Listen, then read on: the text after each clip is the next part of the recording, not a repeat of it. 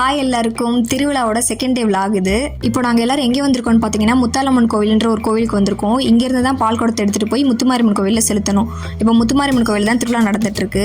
So இங்கேருந்து எடுத்துகிட்டு போய் நம்ம அங்கே செலுத்தணும். இப்போ டைம் பார்த்தீங்கன்னா ஏர்லி மார்னிங் 1 o'clock. இந்த டைமில் தான் நாங்கள் எப்போயுமே எடுப்போம். 1 o'clock 2 o'clock அந்த மாதிரி தான் எடுப்போம். அப்போ தான் வந்து கூட்டம் இருக்காது அப்படின்னு சொல்லிட்டு நாங்கள் அந்த டைமில் தான் எப்போயுமே பால் குடம் எடுப்போம். இப்போ ஃபஸ்ட்டு பார்த்தீங்கன்னா பால் குடம் எடுக்கிறவங்களுக்குலாம் மாலை, அதுக்கப்புறம் பூஜை சாமான்லாம் கொஞ்சம் வாங்கணும். அது வாங்கிட்டு அதுக்கப்புறம் பூசாரி அங்கே இருப்பாங்க.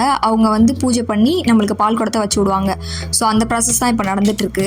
இப்போ என்ன பண்ணிட்டு இருக்காங்கன்னா, அந்த பால் குடம் எடுக்கிற பானையில் மஞ்சள் கலர் நூல் சுற்றிட்டு இருக்காங்க. இப்போ நூல் சுற்றினதுக்கப்புறம் பானை நம்ம கிட்ட கொடுத்துருவாங்க. பக்கத்தில் நிறைய பால் கடை இருக்கும். அந்த பால் கடைக்கு நம்ம பானையை எடுத்துகிட்டு போயிட்டு ஒவ்வொரு பானையும் எவ்வளோ பால் பிடிக்குது அப்படிங்கிறத பார்த்து 1 லிட்டர்னா 1 லிட்டர், 2 லிட்டர்னா 2 லிட்டர் அந்த மாதிரி வந்து வாங்கி நம்ம ஊற்றி ஃபில் பண்ணி கொண்டு வந்து இந்த பூசாரிக்கிட்டே கொடுத்துடணும். பூசாரிக்கிட்ட வந்து கொடுத்ததும் அந்த பால் பானைக்கு மேலே வாழை இலை, அதுக்கப்புறம் மஞ்சள் கலர் துணி அதெல்லாம் வச்சு க்ளோஸ் பண்ணி பால் சிந்தாத மாதிரி நம்மளுக்கு ரெடி பண்ணிடுவாங்க. பால் குடம் எடுக்கிறவங்க எல்லாரும் 1 வீக் முன்னாடியே காப்பு கட்டி விரதமாக இருப்பாங்க.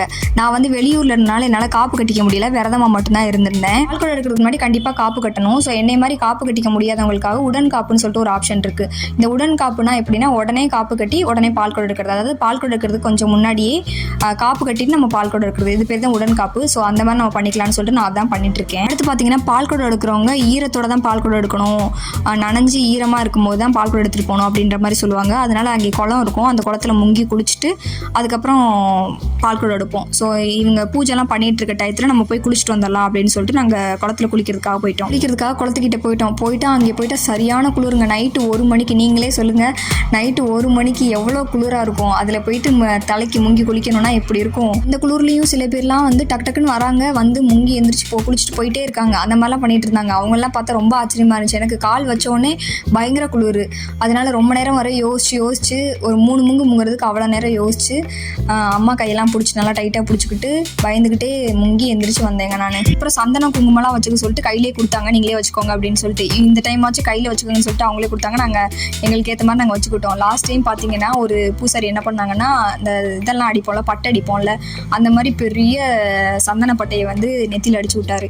அது மட்டும் இல்லாமல் கன்னத்துலேயும் கொஞ்சம் கொஞ்சம் வச்சு விடுவாங்க. ஸோ கன்னத்துலேயும் வந்து பார்த்தீங்கன்னா பெருசாக நல்ல ஒரு கை சைஸில் எடுத்து நல்லா பூசி விட்டார். 2 கன்னத்துலையும் பூசி விட்டார். அதுக்கு மேலே ஒரு குங்கும பட்டையை வேற பூசி நல்லா ஃபேஸே தெரியல, ஃபுல்லாகவே சந்தனம் மட்டும் தான் தெரியுது. அந்த மாதிரி இருந்துச்சு ஃபேஸே. அதுக்கப்புறம் மாலையெல்லாம் பூஜை போட்டு ஒவ்வொரு ஆளுக்கும் போட்டு விட்டுட்டு இருந்தாங்க. சின்ன வயசில் பார்த்தீங்கன்னா நாங்கள் எல்லாரும் ஒன்றா பால் குடம் எடுக்க வருவோம். எங்கள் சித்தி, பெரியம்மா, பெரியப்பா, அம்மாச்சி எல்லாருமே வந்து ஒன்றா வந்து பால் குடம் எடுப்போம். எல்லாரும் ஒன்றா போகும்போது சித்தி ஒரு மாலை எனக்கு போடுவாங்க, அம்மாச்சி ஒரு மாலை போடுவாங்க, பெரியம்மா ஒரு மாலை போடுவாங்க. அந்த மாதிரி ஒவ்வொரு ஆளும் மாலை எடுத்து போடும்போது இப்போ வந்து ஒவ்வொரு ஆளுக்குமே ஒரு 3 மாலை 4 மாலை கிட்ட இருக்கும் கழுத்தில். அது வந்து நம்ம எப்படி தான் இருந்தாலும் கோவிலுக்கு போனோன்னே தூக்கி தான் போட போகிறோம். ஸோ இப்போலாம் எப்படி தோணுதுன்னா, ஒரு ஆளுக்கு ஒரு மாலை போதும், எதுக்கு அவ்வளோ மாலை? இப்போ யாராவது வாங்கி கொடுக்குறேன்னு சொன்னாலுமே இல்லை வேணாம், ஒரு மாலையே போதும் அப்படின்ற மாதிரி அந்த ஒரு தாட் வந்துருச்சு. ஒரு ஆளுக்கு ஒரு மாலையே போதுமானது தான், எதுக்கு நம்ம 3 மாலை 4 மாலை வாங்கி அதுக்கு தனியாக சும்மா காசு வேஸ்ட் பண்ணணும்? அங்கே போன உடனே நம்ம கழட்டி போட்டுருவோம். அந்த கழட்டி போட்டது பார்த்தீங்கன்னா அப்படியே குப்பு மாதிரி மலை மாதிரி குமிஞ்சு கிடக்கும். நிறைய பேர் கழட்டி போட்டிருப்பாங்கல்ல, அதனால குமிஞ்சு கிடக்கும். அதெல்லாம் பார்த்துட்டு இவ்வளோ வேஸ்ட்டாக போகுது, அதுக்கு எதுக்கு அவ்வளோ, ஒரு ஆளுக்கு ஒன்றே போதுமே அப்படின்ற ஒரு தாட் வந்தனால வாலண்டியராகவே அவங்க போடல, வாலண்டியராகவே இல்லை எனக்கு ஒரு மாலை போதும் அப்படின்ற மாதிரி சொல்லிடுறது, வீட்டில் சொல்லிடுறது. அதுக்கப்புறம் தம்பியோட ஃப்ரெண்ட்ஸ் வந்திருந்தாங்களா, அவங்க வந்து தம்பிக்கு, அம்மாவுக்கு, அப்பாவுக்கு மாலை போட்டு விட்டாங்க. அப்புறம் பால் குடம் எல்லாத்தையும் ஓவரால் தலையில வச்சு விட்டாங்களா, அதோட நாங்களும் மொத்தமாக அப்படியே கிளம்பிட்டோங்க. இந்த முத்தாலம்மன் கோயிலேருந்து முத்துமாரியம்மன் கோவில் வரைக்கும் நம்ம பால் குடம் எடுத்துகிட்டு போகிறோம் இல்லையா, அந்த பால் குடம் எடுத்துகிட்டு போகிற கேப் ஃபுல்லாக என்னென்ன கோவில்லாம் வருதோ அங்கெல்லாம் வந்து தேங்காய் உடைக்கணும்னு சொல்லுவாங்க. இப்படி தேங்காய் உடைக்கணும் அப்படிங்கிறதுனால எக்ஸ்ட்ரா ஒரு ஆள் வேணும். பால் குடம் எடுக்கிறவங்க போக எக்ஸ்ட்ரா ஒரு ஆள் இருந்தால் தான் தேங்காய் உடைச்சிட்டே வருவாங்க. நம்ம பால் குடம் எடுத்துகிட்டு போயிட்டு இருப்போம், அவங்க தேங்காய் உடைச்சிட்டே வருவாங்க. அப்படிங்கிறதுனால எக்ஸ்ட்ரா ஒரு ஆள் இருந்தால் போதும். பட் வீட்டிலேருந்து எல்லாருமே கிளம்பி வந்துட்டோம். என்னோட ஃப்ரெண்டு, தங்கச்சியோட ஃப்ரெண்டு, அப்புறம் தம்பியோட ஃப்ரெண்ட்ஸ் எல்லாம் பக்கத்து ஊர்லேருந்து வந்திருந்தாங்க. பாப்பா எல்லாருமே கிளம்பி வந்துட்டோம். நடக்க முடியாதவங்களாம் வண்டியில் ஏறிக்கிட்டோம் அப்படின்னு சொல்லிட்டு எக்ஸ்ட்ரா 2 வண்டி மட்டும் 2 பேர் ஓட்டிட்டு வாங்க அப்படின்ற மாதிரி, பின்னாடியே பால் குடம் எடுத்துகிட்டு வராங்கல்ல அவங்க பின்னாடியே வாங்க அப்படின்ற மாதிரி சொல்லிட்டோம். அதே மாதிரி வீடியோ ஃபோட்டோலாம் எடுத்துக்கிட்டு பின்னாடி வந்துட்டு இருந்தாங்க. இந்த ஹோல் ஃபேமிலி மொத்தமாக வச்சு எங்கே பார்க்க முடியும்னா, அந்த பால் குடம் தூக்கிட்டு வெளியில் வரோம் இல்லையா, அந்த கோவில் வாசலை வச்சு தான் பார்க்க முடியும். அதுக்கப்புறம் என்ன ஆகும்னா, சில பேர் ஸ்லோவாக வந்துட்டு இருப்போம், சில பேர் ஸ்பீடாக போயிடுவாங்க. அப்பா தம்பி எல்லாம் ஸ்பீடாக போயிடுவாங்க. அதுக்கப்புறம் அம்மாக்கும் பெரியம்மாவுக்குலாம் சாமி வந்துடும். அவங்களுக்குலாம் சாமி வந்துச்சுன்னா இங்கே ஸ்டார்ட் பண்ணுறவங்க கோவில் கோவிலில் போய் தான் நிற்பாங்க, வேறு நிற்கவே மாட்டாங்க. அவங்க பாட்டுக்கு ஸ்பீடாக போயிடுவாங்க, சில டைம்லாம் ஓடிடுவாங்க, அந்த மாதிரிலாம் இருக்குமா. அதனால என்ன பண்ணுவோன்னா அந்த பால் குடம் தூக்கிட்டு வெளில வரோம்ல, அங்கனே எல்லாரும் குரூப்பாக நிற்க வச்சு ஒரு ஃபோட்டோ எடுத்துக்குவோம். அதுக்கப்புறம் பால் குடத்தெல்லாம் செலுத்தினதுக்கப்புறம் அங்கே கோவிலில் போய் தான் மீட் பண்ணிக்கிறதுக்கான சான்ஸ் கிடைக்கும்.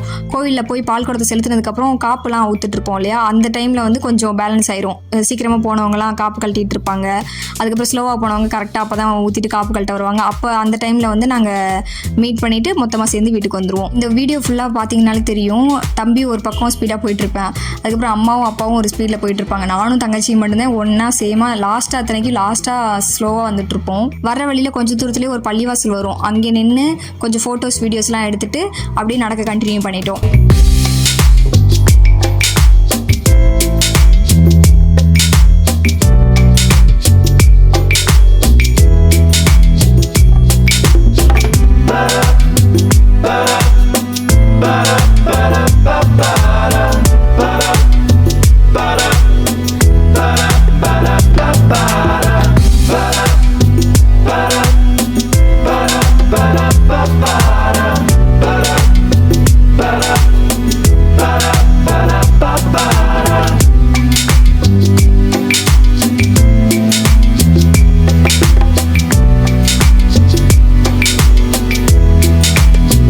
அப்படியே மெதுவாக நடந்து கோவிலுக்கு வந்தாச்சு. கோவிலுக்குள்ள நுழைஞ்சோடனே பார்த்தீங்கன்னா கலராக ஒரிஜினல் ஃப்ளார்ஸ் வச்சு பயங்கரமாக டெக்கரேட் பண்ணியிருந்தாங்க. சீலிங்கே தெரியல, ஃபுல்லாகவே ஃப்ளார்ஸ் தான் அந்த மாதிரி வச்சு டெக்கரேட் பண்ணியிருந்தாங்க. சூப்பராக இருந்துச்சு. அதுக்கப்புறம் கோவிலில் 3 தடவை சுற்றிட்டு அதுக்கப்புறம் பால் குடத்தை செலுத்தலாம் அப்படின்னு சொல்லிட்டு 3 தடவை சுற்றிட்டு அதுக்கப்புறம் தான் உள்ளே போய் பால் குடத்தை செலுத்துறதுக்காக போனோம். பால் குடத்தை செலுத்துறதுக்கு முன்னாடி நல்லா சாமி பார்த்து நல்லா சாமி கும்பிட்டுட்டு தான் செலுத்தணும். அதுக்கப்புறம் வெளியில் வந்ததுக்கப்புறம் எல்லோரும் இருந்தாங்க, அம்மா அப்பா ஃபேமிலி எல்லாருமே இருந்தாங்களா, அவங்களெல்லாம் பார்த்துட்டு அதுக்கப்புறம் டீ குடிக்கலான்னு சொன்னாங்க. டீ எல்லாம் குடிச்சிட்டு அர்ச்சனை பண்ணிட்டு போய் சாமி கும்பிட்டு போயிடலாம் அப்படின்ற மாதிரி சொல்லியிருந்தாங்க. அதுக்கப்புறம் அர்ச்சனை வாங்கிட்டு எல்லாரும் ஃபேமிலி எல்லாருமே சேர்ந்து போய் ஒரு தடவை சாமி கும்பிட்டோம். நல்லா சாமி பார்த்து மன நிறைவோடு சாமி கும்பிட்டுட்டு வெளில வந்தோம்.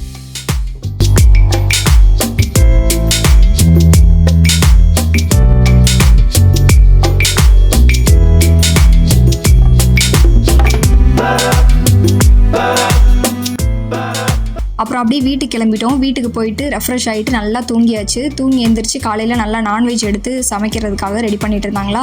நாங்கள் வந்து நல்லா சாங் கேட்டுக்கிட்டு அம்மாவுக்கு ஹெல்ப் பண்ணுறதுக்காக காய்கறிலாம் கட் பண்ணி கொடுத்துட்டு இருந்தோம். செகண்ட் டே திருவிழாப்பவே சில பேர் பால் குடம்லாம் எடுத்துகிட்டு நான்வெஜ் சேர்த்துருவாங்க, சில பேர் வந்து அதுக்கு நெக்ஸ்ட் டே தான் சேர்த்துப்பாங்க. நாங்கள் வந்து பால் குடம் எடுத்துகிட்டு வந்து அன்னைக்கே நான்வெஜ் சேர்த்துப்போம். அன்னைக்கே நல்லா தடப்படலாம் நான்வெஜ்லாம் எடுத்து கெஸ்ட் எல்லாம் வீட்டுக்கு வர சொல்லி விருந்து போட்டு நல்லா சாப்பிடுவோம். அன்னைக்குமே அப்படி தான் கெஸ்ட் எல்லாம் வந்து சாப்பிட்டதுக்கப்புறம் நாங்கள் எல்லாரும் ஒன்றா உட்காந்து சாப்பிட்டுட்டு இருந்தோம். அதுக்கப்புறம் பாரி தூக்க வேற போகணும் அப்படிங்கிறதுனால அங்கே கிளம்ப ஆரம்பிச்சிட்டோம். இதுதான் என்னோட செகண்ட் டே திருவிழாவோட காஸ்டியூம். நான் அன்னைக்கு சாரி தான் வியர் பண்ணியிருந்தேன். நான், தங்கச்சி, கசின் 3 பேரும் ஒரே மாதிரி சாரி கட்டலாம், பட் கலர் மட்டும் கொஞ்சம் டிஃப்ரெண்ட் ஆகிற மாதிரி வாங்கிக்கலாம் அப்படின்னு சொல்லிட்டு 3 பேரும் ஒரே மாதிரி கட்டியிருந்தோம். அம்மாவை முன்னாடியே கோவிலுக்கு போக சொல்லிட்டு நாங்கள் கொஞ்ச நேரத்தில் வந்து ஜாயின் பண்ணிக்கிறோம் அப்படின்ற மாதிரி சொல்லியிருந்தோம். பட் நாங்கள் வந்து ரொம்ப லேட்டாக போயிட்டோம். ஒரு ½ an hour இன்னும் லேட்டாக போயிருந்தோம்னா அவங்களே பாரி எடுத்துகிட்டு போய் அந்த ஒரு குளத்தில் கொட்டுவாங்க, அங்கே கொட்டிட்டு வீட்டுக்கே வந்திருப்பாங்க. அவ்வளோ லேட்டாக போயிட்டோம். சரி ஓகே, இந்த கொஞ்ச நேரத்தில் எவ்வளோ தூரம் எங்களால் தூக்க முடியுமோ அவ்வளோ தூரம் பாரி தூக்கிட்டு வரோம் அப்படின்னு சொல்லிட்டு மாற்றி தூக்கிட்டு வந்துட்டு இருந்தோம். இந்த டைமில் லாஸ்ட் இயர் இதே டேல நடந்த ஒரு குட்டி கதையை பற்றி நான் உங்ககிட்ட ஷேர் பண்ணிக்கிறேன். ஸோ என்ன நடந்துச்சுன்னு பார்த்தீங்கன்னா, அந்த தூக்கிட்டு போகிற பாரி வந்து உள்ள ஒரு குளம் இருக்கும், அந்த குளத்தில் போய் கொட்டணும். அந்த கொட்டுற இடத்துல பார்த்தீங்கன்னா நிறைய பேர் இருப்பாங்க, அந்த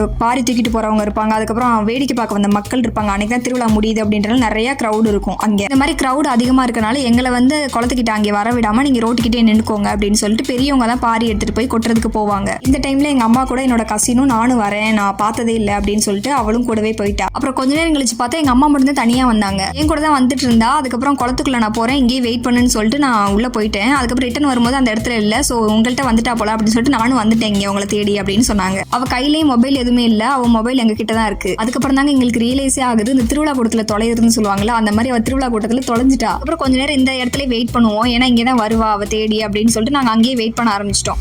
அதுக்கப்புறம் அங்கேயும் வரவே இல்லை, கொஞ்ச நேரம் ஆயிடுச்சு. அதோட இதுக்கு மேலே இங்கேயே வெயிட் பண்ணால் சரிப்பட்டு வராது அப்படின்னு சொல்லிட்டு தேட ஆரம்பிச்சிருவோம்னு சொல்லிட்டு நாங்கள் தேட ஸ்டார்ட் பண்ணிட்டோம். ஆளுக்கு ஒரு பக்கம் தேடுவோம் அப்படின்னு சொல்லிட்டு நாங்கள் எல்லாருமே கையில் ஃபோன் வச்சுட்டு கண்டுபிடிச்சிட்டா நம்ம வந்து ஃபோன் பண்ணி இன்ஃபார்ம் பண்ணிடலாம் அப்படின்னு சொல்லிட்டு நாங்கள் தேட ஸ்டார்ட் பண்ணிட்டோம். ½ an hour கழிச்சு ஒரு வழியாக கண்டுபிடிச்சிட்டோம். ½ an hour கேப்பில் பார்த்தீங்கன்னா யாரையுமே காணோம் அப்படிங்கிறதுனால ரொம்ப பயந்துட்டாப்புல. சின்ன பொண்ணு கிடையாது, she is 19 years old, but யாரையுமே காணோம், நம்ம தொலைஞ்சு போயிட்டோம் அப்படிங்கிறது தெரிஞ்சதுக்கப்புறம் ரொம்ப ஒரு மாதிரி பேனிக் ஆகிட்டா போல. அதே பதட்டத்தில் எங்கள் எல்லாரையும் பார்த்து ஒரே கத்து, என்னை விட்டு எங்கே போனீங்க எல்லாரும் அப்படின்ட்டு. நாங்களும் சமாதானப்படுத்துறதுக்கு ட்ரை பண்ணிட்டு இருக்கோம், சமாதானமே ஆகவே இல்லை. என்கிட்ட யாருமே பேசாதீங்க அப்படின்னு சொல்லிட்டு நடந்து போகிற வழியெல்லாம் ஃபுல்லாகவே பேசாமல் ரொம்ப ஒரு மாதிரி அமைதியாக டல்லாக தான் வந்துட்டு இருந்தா.